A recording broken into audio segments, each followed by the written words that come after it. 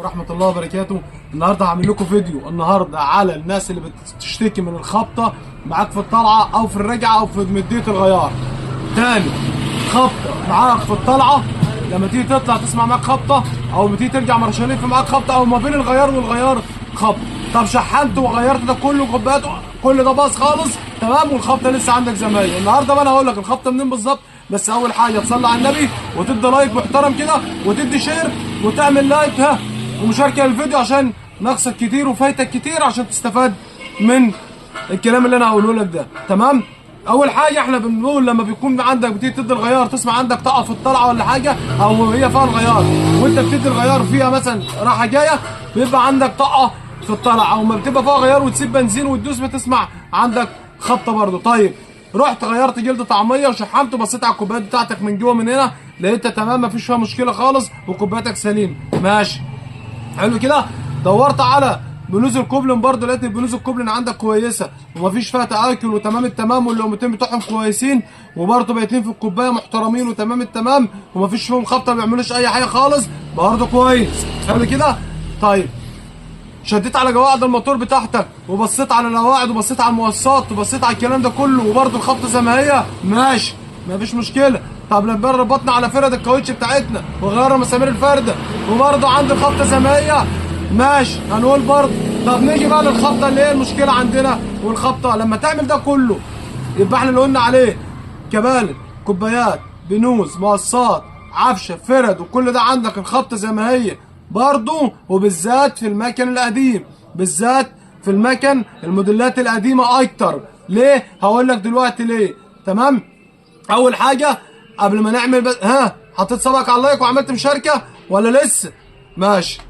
بص يا كبير، احب اقول لك بقى ان المشكله ده عندك لو هي دنيتها زي ما انت عملت اللي انا قلت لك عليه كله الخبطه زي ما هي، هقول لك المشكله عندك في عمود الاداره بتاع الغيارات. عمود الاداره بتاع الغيارات قرب بقى هنا كده شويه بعد اذنك، واحده واحده واحده واحده كده. بص يا باشا العمود من هنا عدل اهوت سليم سليم خالص اهوت مفيش فيه تآكل، من هنا فيه تآكل اهو تمام.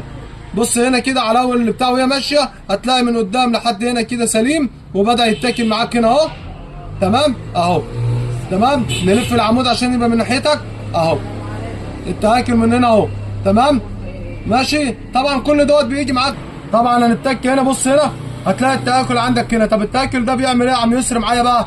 وهو سبب الخبطه، سبب الخبطه ان انا لما بيجي ترس المارشاليه اللي هو بيدي الحركه ورا قدام ترس، ده احنا بنقول عليه ترس مناول. المناول ده وظيفته ان هو بيرجعني مارشاليه عشان على التروس اللي ورا وبيدي قدام عشان يديني الجر الامامي، يعني ده بيعمل حركه لورا وبيدينا حركه لقدام. طبعا هو بيمشي على المجرى ديت زي ما انت شايف تمام. طيب لما بيجي بقى قدام كده كده بيبقى هو راجع ورا هيرجع مارشاليه، بيبقى تروس محكومه عندك. طب ونقرب قدام شويه، بص بقى بص الترس بدا يعمل ازاي اهو.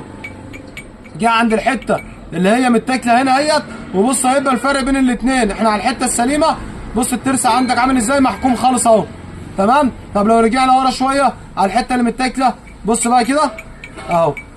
طبعا ده بيجي مع المارشاليه او مع الطلعه، تيجي تدي خبطه مارشاليه اولاني يروح رازع معاك تطلع يروح طالع معاك بص كده بنفس الوضع ده كده بالظبط تمام كده. لو جبناه في المحكومه ما بتسمعش صوته.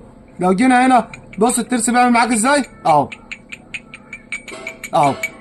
شفت البوش ده كله ده بيعمل معاك خبطه في الطلعه وفي الرجعه، وطبعا على الغيار لما باجي ادي وقت معاه طاقه وتنتز وقت بقى تغير كوبايات ويقول لك عفشه ويقول لك مش عارف الكلام ده كله. طب احنا بنعالج الكلام ده كله بايه؟ احنا بنعالجه لو انا مش عايز احل النهارده او اغير عشان انا هحل الموتور فوق وتحت عشان اغير عمود الاداره، بزق المارشاليه من ورا شويه العصفوره وبشد مارشاليه سنه، بخلي السكه مارشاليه مشدود معايا لفتين اتنين عشان يعدي المرحله اللي هو على التابوشه اللي هنا ديت. لا انا بجيبه بس قدام سنه صغيره بحيث ان يديني على السنه السليمه يعشى عليها لحد ما بحل الموتور واغير عمود الاداره. يبقى لو عندك خبطه مستمره وغيرت عفشه وغيرت كل حاجه وما منعتش عندك ما تلفش كتير عندك مشكله في عمود الاداره. واستنى الفيديو الجاي والسلام عليكم ورحمه الله وبركاته. لايك وشيرها يلا بالسلامه.